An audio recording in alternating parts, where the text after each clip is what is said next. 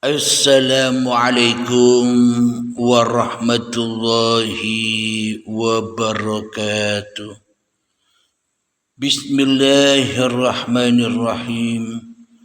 Ashhadu an la ilaha illallah wa ashhadu anna Muhammadar Rasulullah.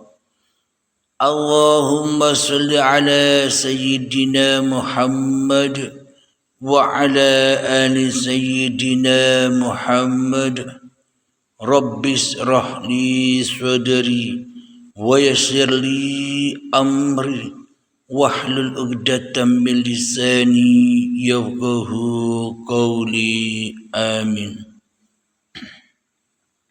Bismillahirrahmanirrahim. Salam hormatku, salam kasih dan sayangku kepada seluruh para jamaah Uripi Allah dimanapun Anda berada, baik yang ada di dalam ataupun yang ada di luar negeri. Semoga saya dan kita semua senantiasa selalu di dalam lindungan Allah Subhanahu wa Ta'ala. Amin ya Rabbal Alamin. Kita awali dengan gemahkan di dalam nyawa, di dalam jiwa, di dalam hati, di dalam roh, dan di dalam kehidupan ini dengan kalimah thayyibah agar teraplikasi kebaikan-kebaikan di dalam kehidupan ini. Subhanallah walhamdulillah wa la ilaha illallah wallahu akbar wa la hawla wa la illa billahil aliyyil azim. Sadaqallahul azim. Tafsir sejati kali ini di subuh yang indah ini tentang kalimah Allahu Akbar. Allahu Akbar. Allahu Akbar.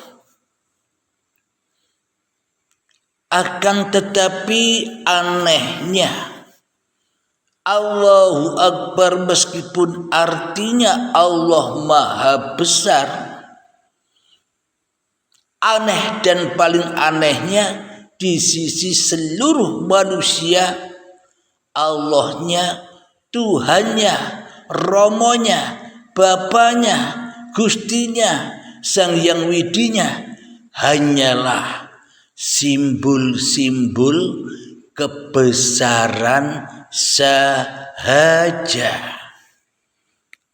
Namun akan tetapi di dalam setiap jiwa, di dalam setiap diri manusia kita selama ini, ya termasuk saya, Allah tidak maha besar. Akan tetapi Allahnya, Romohnya, Allahnya, Bapaknya, Gustinya, Sang Yang Widinya itu maha kecuil. Maha kucuil sekali, bahkan maha tak ada, bahkan pula maha goib. Inilah anehnya tafsir sejati Allahu Akbar. Ternyata di dalam setiap jiwa manusianya Allah yang dipertuhankan, Allah yang dipertuhankan, Bapa yang dipertuhankan, Gusti yang dipertuhankan, Romoh yang dipertuhankan, ternyata maha kecuil, bahkan tidak ada jejaknya di dalam hati kita walaupun sebiji zarah selama ini. Namun yang maha besar di dalam hati kita selama ini tak lain dan tak bukan hanyalah kewujud-wujudan diri manusia kita sendiri di dalam hati kita selama ini, daripada kewujud-wujudan Tuhan yang telah menciptakan kita sendiri selama ini di hati kita. Selama ini kita hanya mengabdi, hanya menyembah, hanya simbol-simbol keagamaan sahaja. Kita nyembah bayangan-bayangan agama. Kita menghayal-hayal di dalam agama dan bertuhan. Toh jatuhnya di dalam hati kita, Allahnya, Romonya, Bapaknya maha kecuil. Bahkan tak ada sedikit pun di dalam dada kita selama ini. Inilah tanda bukti yang sangat amat nyata, tanda bukti yang sangat amat terang bahwa diri kita selama ini belum bertuhan, belum Islam, belum menemukan juru selamat. Inilah yang dimaksud agama Islam itu, agama juru selamat yang menyelamatkan hati masing-masing manusia menuju kembali pulang kepada yang menciptakannya. Jadi agama itu bukan, Islamnya bukan Islam simbol-simbol saja. Nasraninya bukan simbol-simbol saja. Yahudinya, Budanya, Hindunya, Konghucunya dan sebagainya bukan simbol-simbol di hati manusia saja. Akan tetapi nyatakanlah kebesaran Tuhan di dalam hati setiap manusia kita, termasuk saya. Maha besarkanlah sehingga sudah tak terlihat lagi dirimu di hatimu.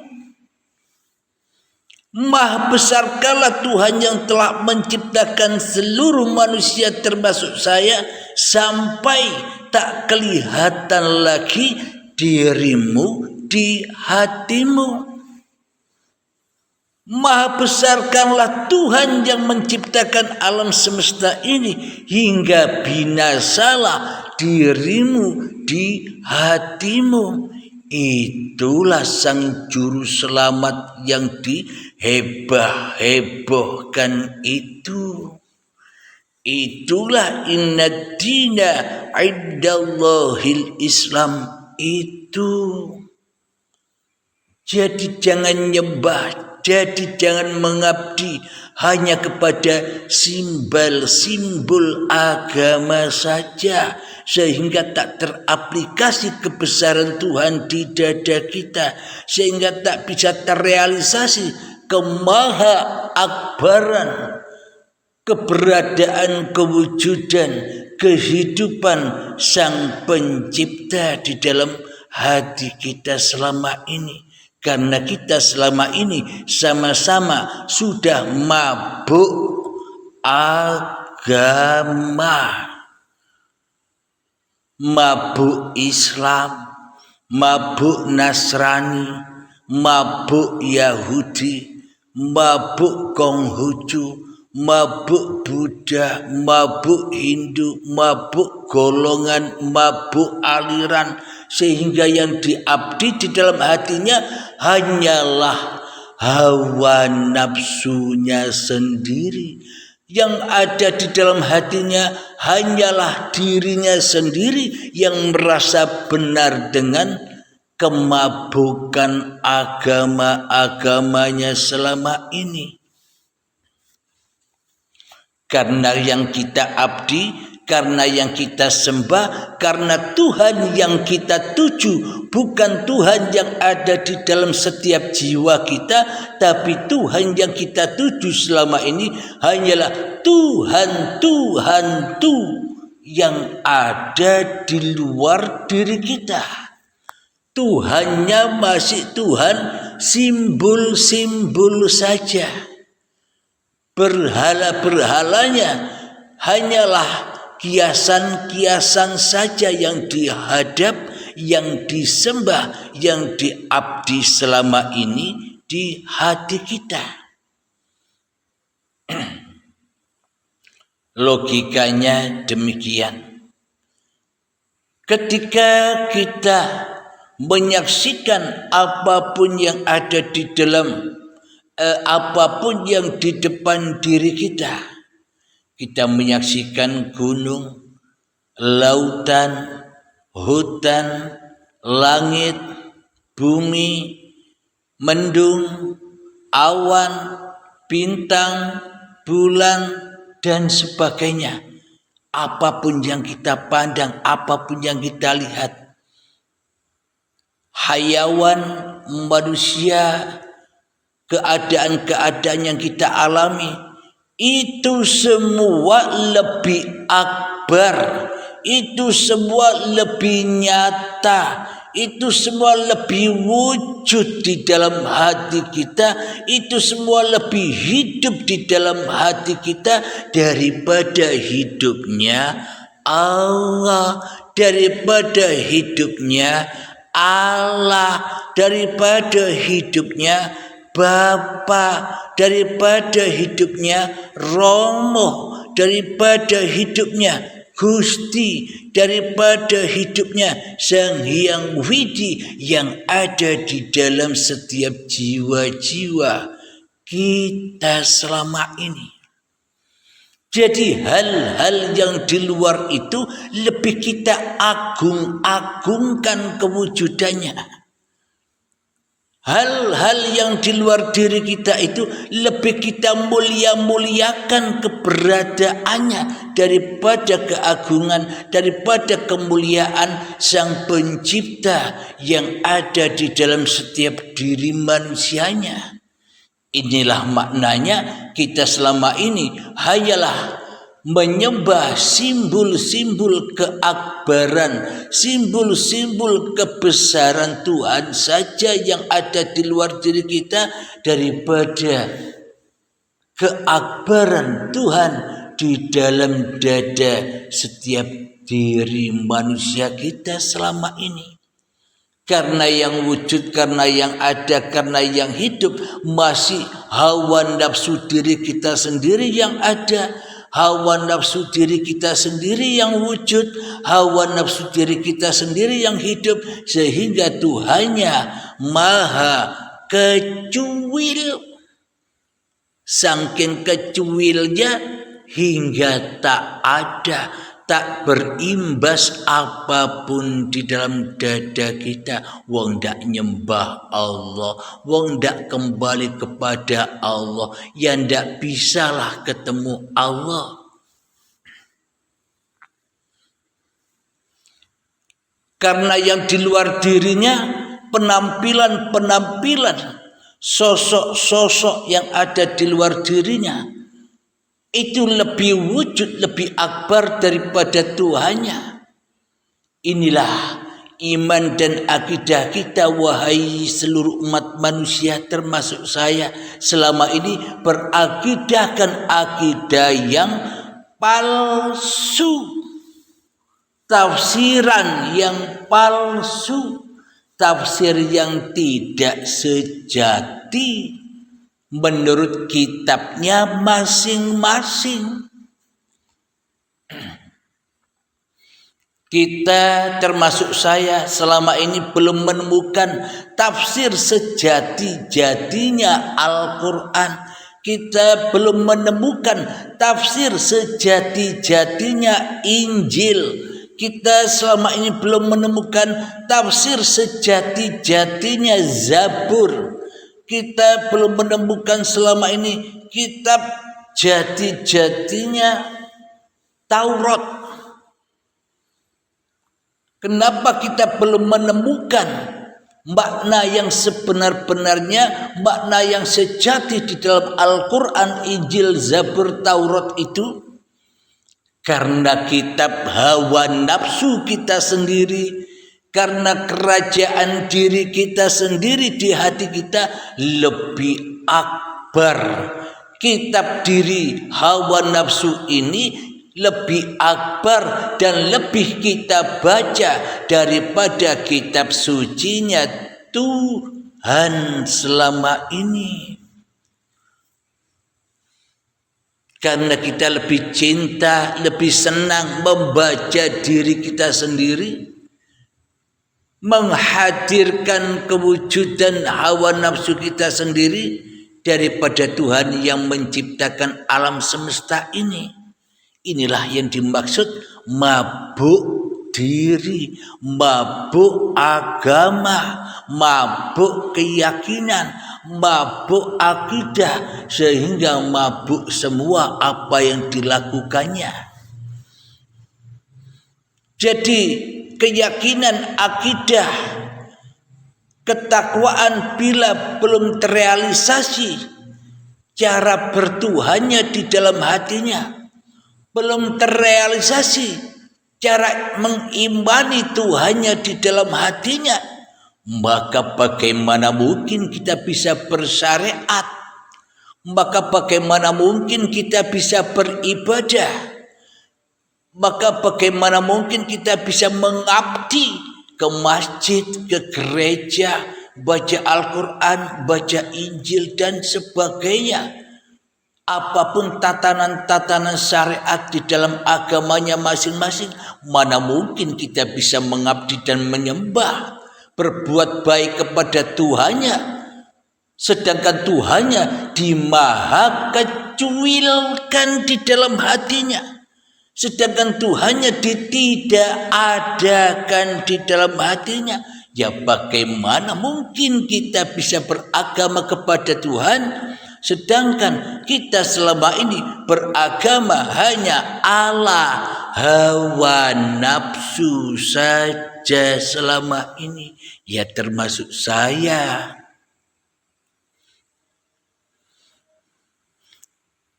Marilah bila masing-masing diri kita sudah menyadari kesalahan-kesalahan kita, sudah menyadari kesombongan-kesombongan kita di hati kita terhadap Tuhan yang telah menciptakan kita, maka marilah kita sama-sama bertaubat kepada Sang Pencipta.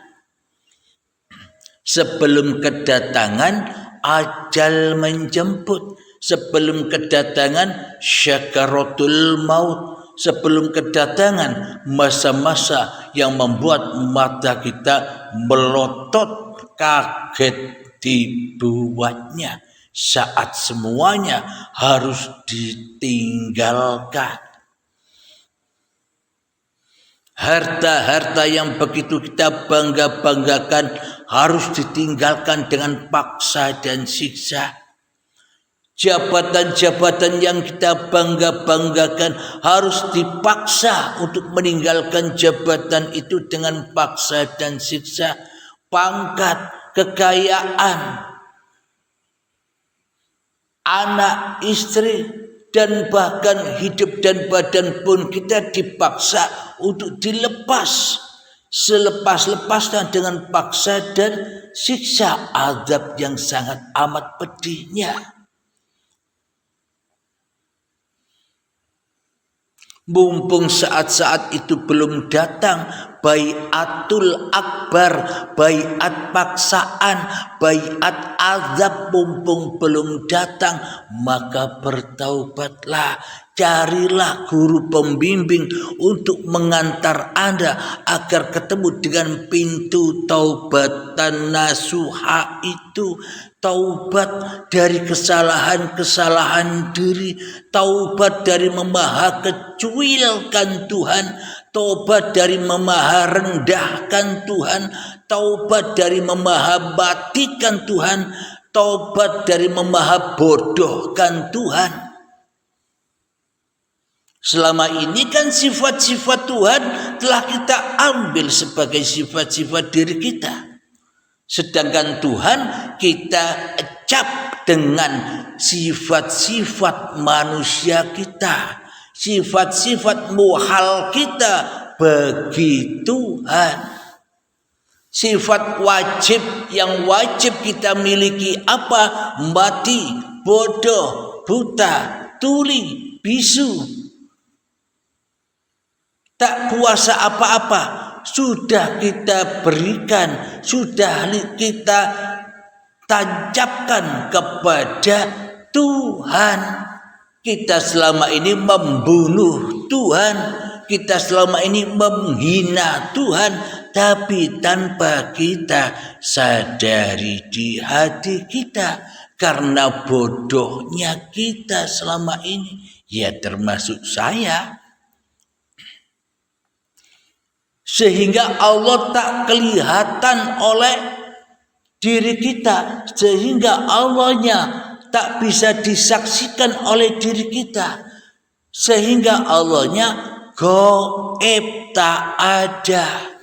Bila Allahnya tak bisa kita saksikan, Allahnya, Bapaknya, Romonya tak bisa kita saksikan dengan live, dengan langsung, dengan mata kepala, maka mana mungkin kita bisa dikatakan bertuhan? Mana mungkin kita bisa dikatakan mengabdi, menyembah?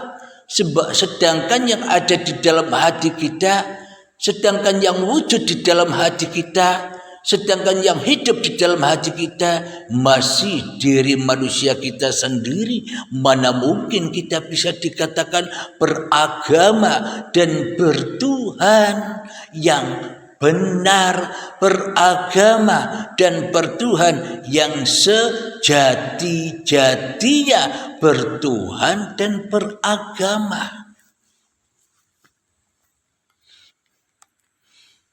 Jadi apapun agama kita, agama dohir kita, kemabukan agama kita selama ini, baik kita pemeluk Islam, pemeluk Nasrani, pemeluk Yahudi, Majusi, Sabiin, Hindu, Buddha, Konghucu dan sebagainya, golongan apapun kita, ahli sunnah wal jamaah kah, NU kah, Muhammadiyah kah, Wahabi kah, Syiah kah, dan semuanya, bahkan aliran-aliran apapun kita wajib berpegang teguh dengan iman yang sejati dulu, ketimbang iman yang kita imani selama ini. Apa iman yang sejati itu harus kita pegang dulu. Iman yang sejati adalah ketika Allah, ketika Sang Pencipta lebih besar, lebih akbar di dalam setiap jiwa kita daripada diri kita sendiri. Itulah prinsip beragama dan bertuhan. Apapun bendera-bendera agama Anda sekalian, sahabat-sahabat yang kusayangi, inilah prinsip dasar agama dan bertuhan. Setelah itu bebaslah Anda, mau Anda di bendera Islam, mau Anda di bendera Nasrani, mau Anda di bendera Yahudi, mau Anda ada di bendera Majusi, mau Anda di bendera Hindu, Buddha, Konghucu dan sebagainya, bebas. Yang penting hatinya sudah taubat dari kebesaran dirinya di hatinya.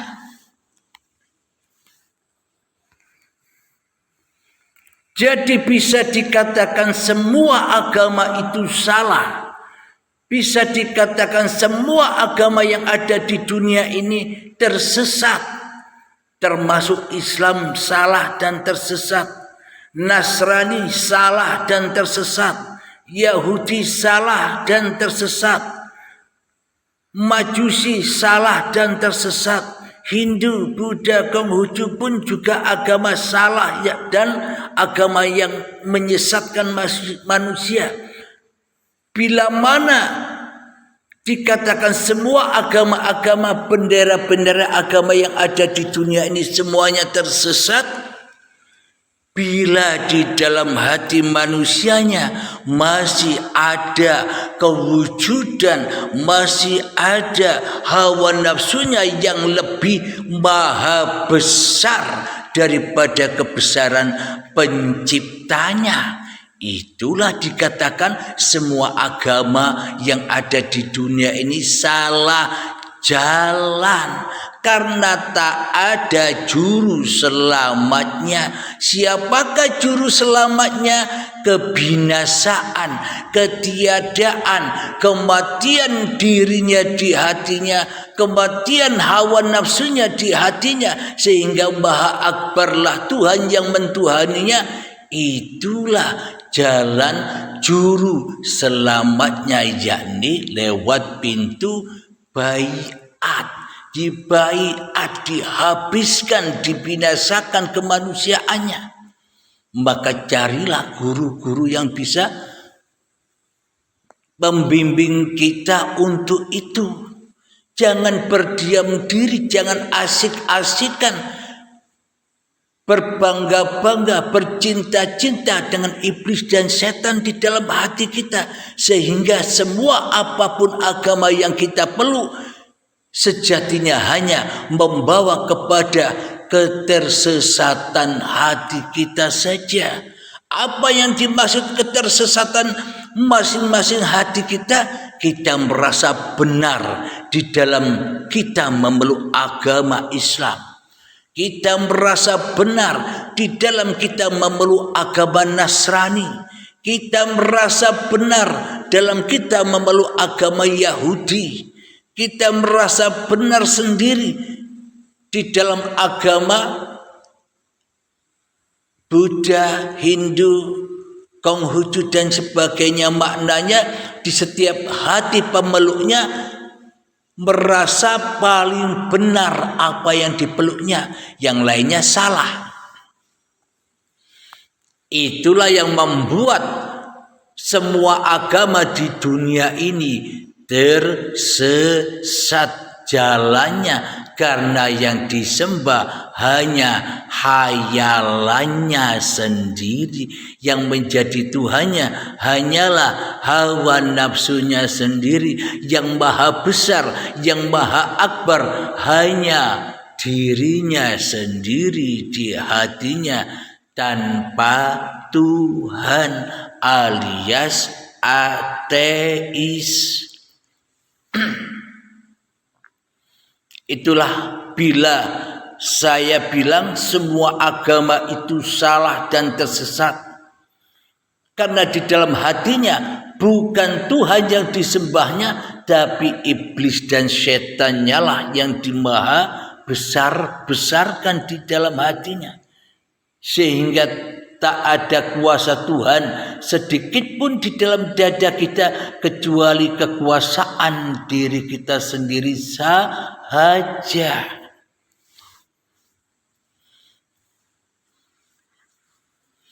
Namun sebaliknya, semua agama yang ada di dunia ini, namun sebaliknya semua golongan yang ada di dunia ini, namun sebaliknya semua aliran yang ada di dunia ini, semua itu dikatakan benar dan selamat bila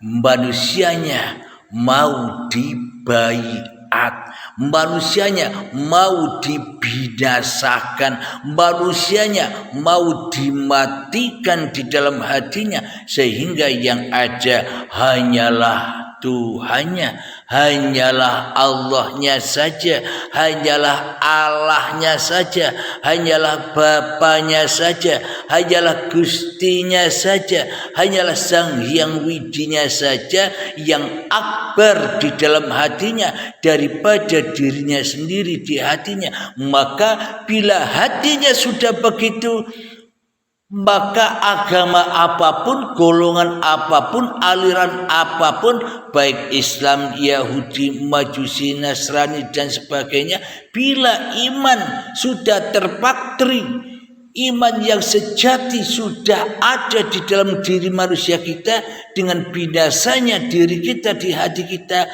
bendera-bendera agama apapun, golongan-golongan apapun, aliran-aliran apapun tak bakal bisa menyesatkan kita lagi.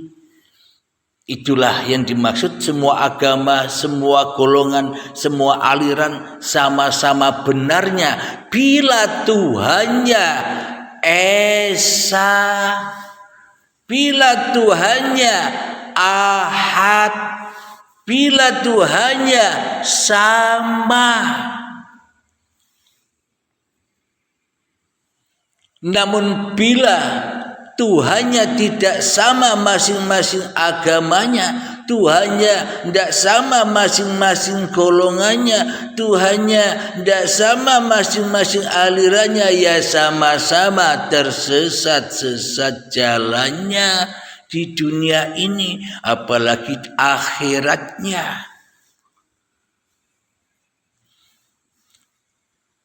Saya kutipkan di dalam Al-Quran, Bismillahirrahmanirrahim. Man kana fi hadhihi a'ma fahuwa fil akhirati a'ma wa adallu sabila. Barang siapa di dunia ini buta mata hatinya, maka di akhiratnya pun juga tambah buta mata hatinya, bahkan tersesat-sesat jalannya. Jadi maknanya di sini dunia akhirat itu ya jadi satu ahad, bukan dewe-dewe. Bukan di dunia ini sekarang, di akhirat itu nanti setelah mati. Bukan itu maknanya dunia akhirat. Bukan itu keselamatan dunia akhirat. Keselamatan dunia akhirat itu adalah bila Tuhanmu, Tuhan yang sama dengan Tuhannya seluruh alam semesta ini, itulah selamat dunia dan akhirat. Bila hanya Allah yang menguasai badan, bila hanya Allah yang menguasai hati, itulah keselamatan dunia dan akhirat. Hatinya selalu pulang kepada lillahi ta'ala, hatinya selalu pulang kepada Allah, hatinya selalu pulang kepada Allah, hatinya selalu pulang kepada Bapa, hatinya selalu pulang kepada Ramo, hatinya selalu pulang kepada Gusti, hatinya selalu pulang kepada Sang Hyang Widi yang ada di dalam hatinya. Hanya Tuhanlah yang maha akbar, maha besar di dalam hatinya. Ditandai sudah binasanya kemanusiaannya di hatinya. Agama apapun Anda, golongan apapun Anda, aliran apapun Anda, bila hal yang demikian, iman yang sejati, tafsir yang sejati sudah ada di dalam dada Anda sekalian, maka selamatlah Anda semua, termasuk saya. Jadi jangan pandang, jangan bedakan agama-agama, simbol-simbol itu saja. Bila kita harus terperosok dan kita harus tersesat di dalam agama-agama simbol itu. Jadi paparan di uripe Allah ini untuk seluruh umat beragama, untuk seluruh umat bergolongan, untuk seluruh umat beraliran apa saja, sehingga punya satu prinsip, yakni tiadakan dirimu di hatimu, maka nyatalah siapa yang menciptakan dirimu. Itulah menyatukan prinsip hati manusia di dalam beragama dan bertuhan yang sejati, yang sebenar-benarnya. Jadi maknanya agama itu apa sih? Maknanya bertuhan itu apa sih?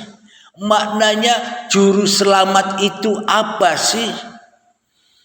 Bertuhan, mengabdi dan juru selamat itu maknanya kita harus tahu dari mana kita ada. Kita harus tahu dari siapa kita dicipta. Kita wajib tahu dari siapa kita diadakan di dunia ini.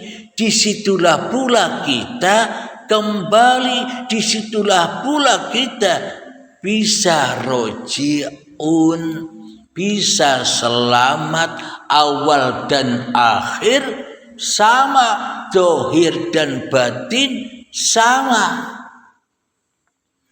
Bila sudah ketemu asal muasal diri kita berada, asal muasal diri kita diwujudkan, maka kita bisa pulang bersama-sama kepada kebesaran Sang Maha Pencipta.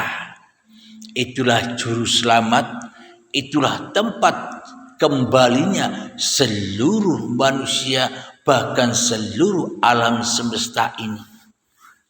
Bila manusianya sudah kembali, maka alam semesta ini pun otomatis kembali.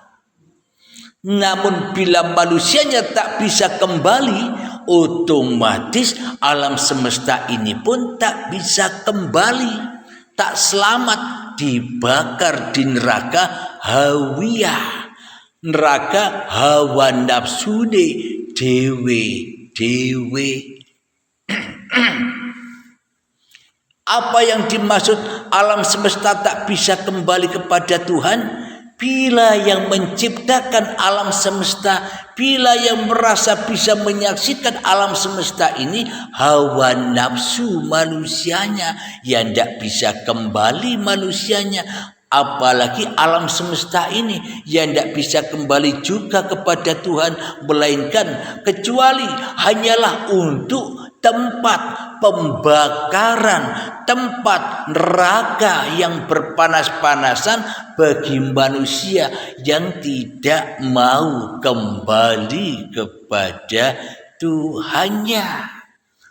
Dipanasilah manusianya, dibakarlah manusia dengan keinginan-keinginannya, dibakarlah manusia dengan cita-cita hatinya, dibakarlah manusia dengan ketamakan-ketamakannya,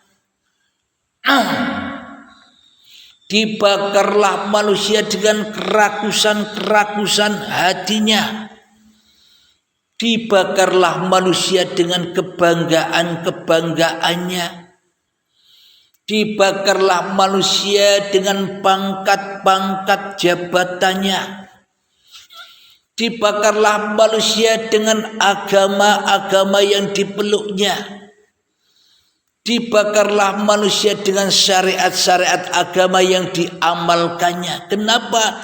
Karena hatinya masih najis, karena hatinya belum ada Tuhan, karena hatinya belum ketemu dengan juru selamat, karena hatinya belum dibaiat, maka semuanya hawa nafsu dan alam semesta ini hanyalah untuk tempat pembakaran, penyiksaan, dan tempat azab yang pedih saja.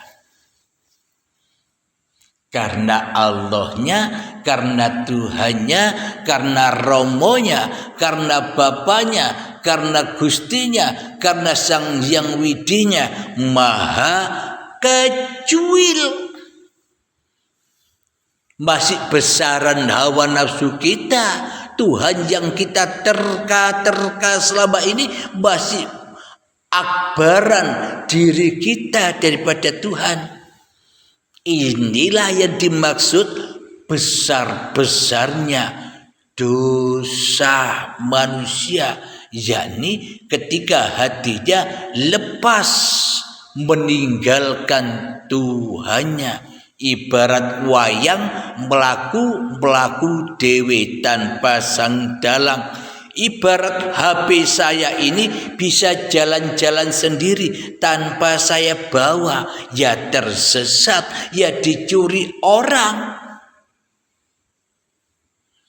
Alhamdulillahirabbil alamin. Semoga saya khususnya dan semoga kita semua para penyimak paparan-paparan uripi Allah akan dimudahkan di dalam memahaminya, akan dimudahkan untuk merealisasikan di dalam kehidupan ini. Amin, amin ya rabbal alamin.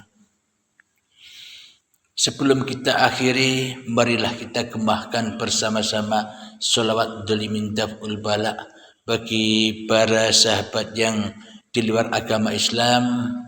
Abaikan saja. Allahumma sholli ala sayyidina Muhammad wa ashghili zalimin bi zalimin.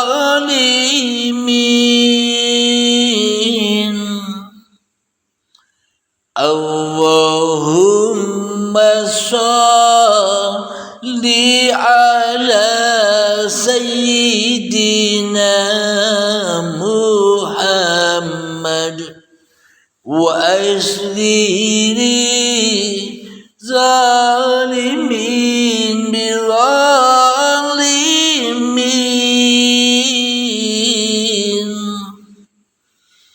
wa akhrijna min bainihim salimin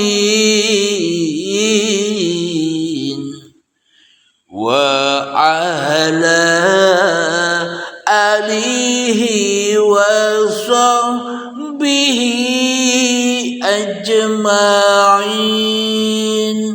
Alhamdulillahi rabbil alamin. Akhirul kalam.